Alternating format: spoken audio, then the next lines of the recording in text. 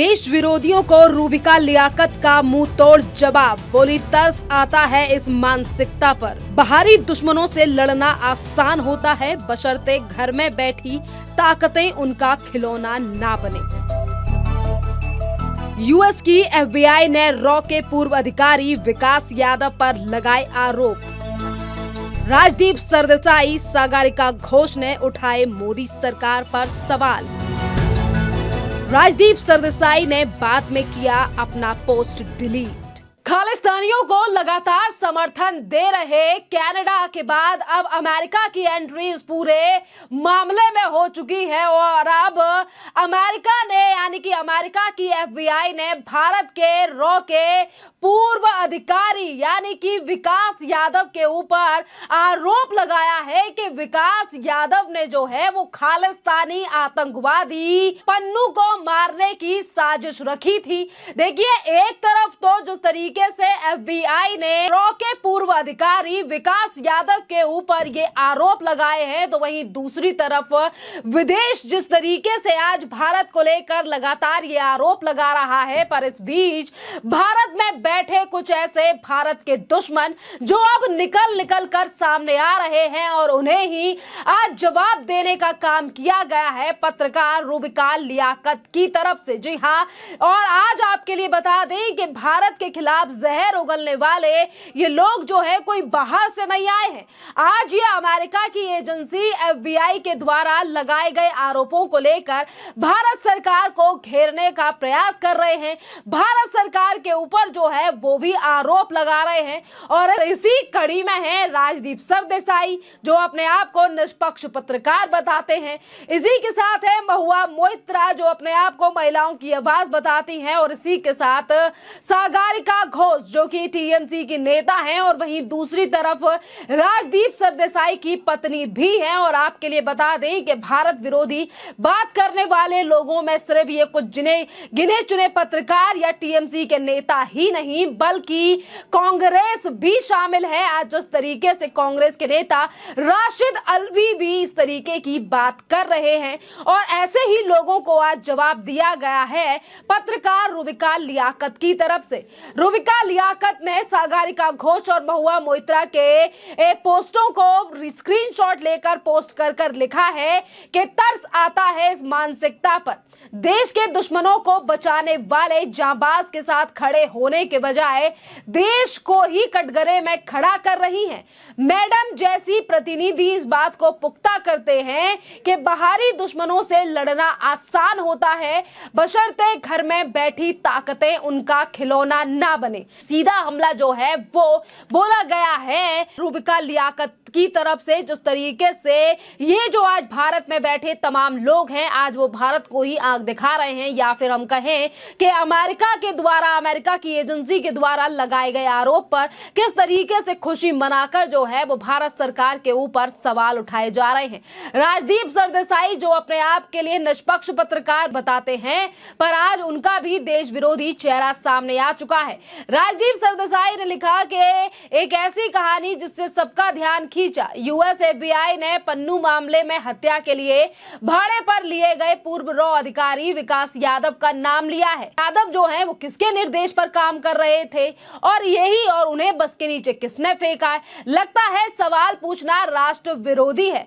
और जैसा कि एक अन्य रॉ अधिकारी ने मुझसे कहा था कि पुराना जंगल नियम जो करना है वो करो लेकिन भगवान के लिए पकड़े मत जाओ। देखिए, अगर हम बात करें यहाँ पर अपने आप को निष्पक्ष पत्रकार बताने वाले राजदीप सरदेसाई की, तो देखिए राजदीप सरदेसाई एक तरफ तो कह रहे हैं कि विकास यादव को काम पर किसने रखा, किराए पर रखे गए अधिकारी थे, और वहीं दूसरी तरफ जो है वो राजदीप सरदेसाई ने ये जो है वो पोस्ट को डिलीट कर दिया क्योंकि जनता ने इस तरीके से लगातार सवाल पूछे राजदीप सरदेसाई से कि उन्होंने अपना पोस्ट ही डिलीट कर दिया। पर यहाँ पर यह कहा जाना गलत नहीं होगा कि किस तरीके से राष्ट्र विरोधी ताकतें जो है वो लगातार निकलकर सामने आ रही हैं। सागरिका घोष, जी हाँ, जहां ममता बनर्जी की पार्टी की सांसद वो लिखती हैं सोशल मीडिया पे, अब सच सामने आ ही गया। अमेरिका ने जो है वो पूर्व के रॉ अधिकारी विकास यादव CC1 का नाम लिया है और उस पर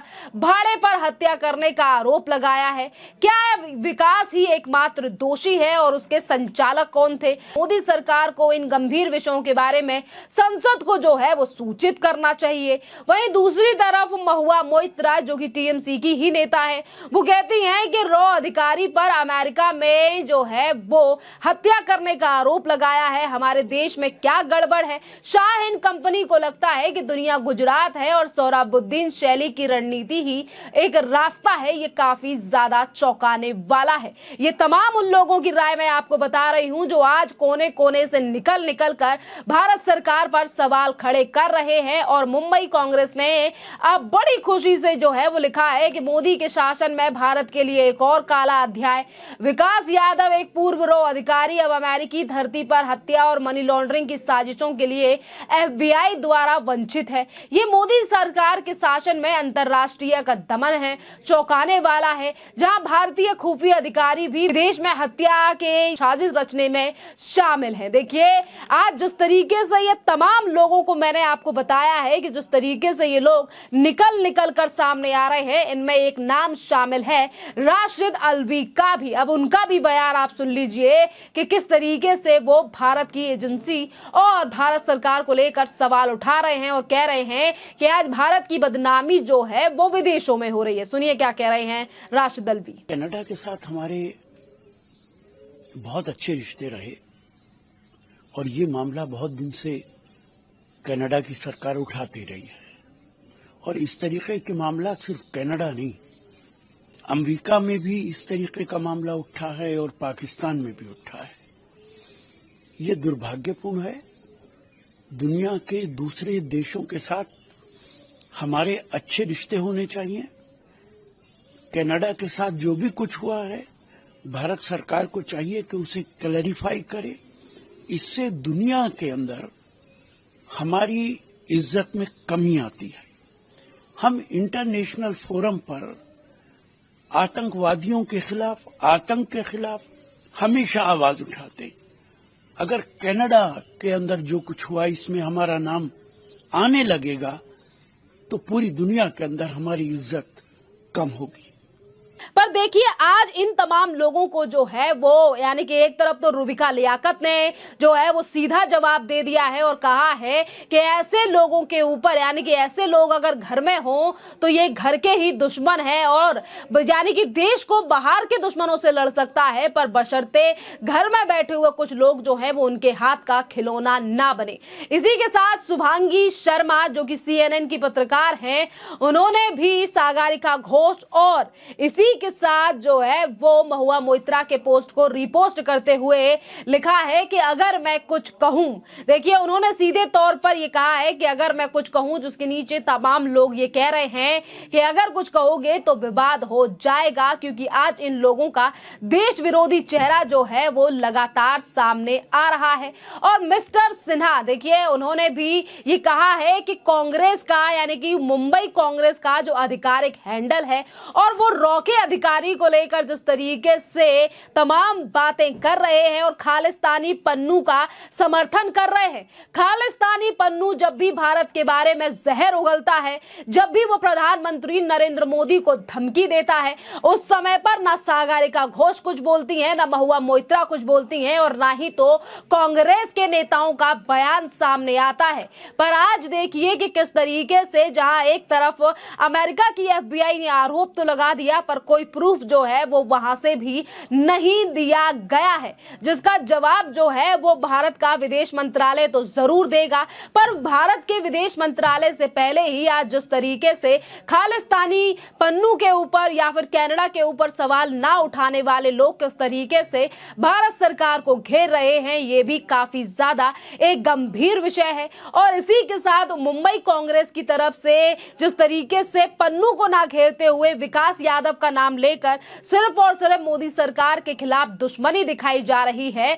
इस पर भी अब लोगों का यही कहना है कि आज लोगों को पता चल चुका है कि किस तरीके से कांग्रेस के लोगों को जो है वो महाराष्ट्र में वोट नहीं देना चाहिए, क्योंकि ये कांग्रेसी हमेशा ही भारत के खिलाफ थे और हमेशा ही ये लोग भारत के खिलाफ रहेंगे। और कुछ इसी तरीके की बातें जो हैं वो की जा रही हैं सागरिका घोष और उनके पति राजदीप सरदेसाई को लेकर, जिस तरीके से ये लोग जो हैं वो अब सामने आ रहे हैं।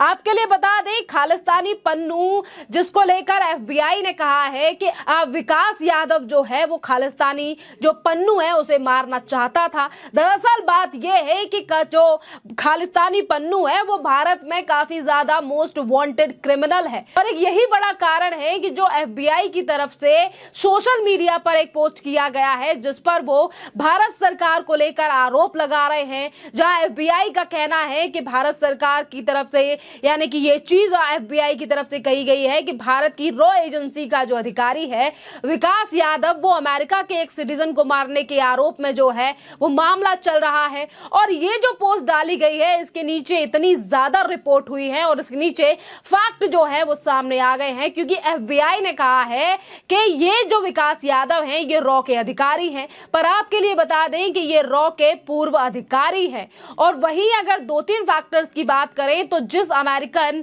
सिटीजन का नाम लेकर एफबीआई जो है वो भारत को आंख दिखा रहा है तो ये वही सिटीजन है जो कि भारत में मोस्ट वांटेड क्रिमिनल है, यानी कि खालिस्तानी पन्नू, जो आए दिन भारत के खिलाफ साजिशें रचता है, आए दिन प्रधानमंत्री नरेंद्र मोदी को जो है वो धमकी देता है। और ये व्यक्ति जो है वो भारत में मोस्ट वांटेड क्रिमिनल है। और यही तमाम चीजें और फैक्टर्स जो हैं वो आज जनता स्पीक कर रही है, जनता सोशल मीडिया के माध्यम से बोल रही है। पर आज जिन लोगों को सोशल मीडिया प्लेटफॉर्म के माध्यम से इन तमाम चीजों को आगे रखना चाहिए था और कहना चाहिए था कि जो पन्नू है जो आज अमेरिका में बैठा है उसके पास अमेरिकन सिटीजनशिप है और वो भारत में मोस्ट वांटेड क्रिमिनल है और उसको लेकर एफबीआई ये कहती है कि हमारे नागरिक को मारना चाहता है और इसका कोई प्रूफ जो है वो एफबीआई की तरफ से अभी नहीं दिया गया है। पर एफबीआई के एलिगेशंस का सहारा लेकर सिर्फ और सिर्फ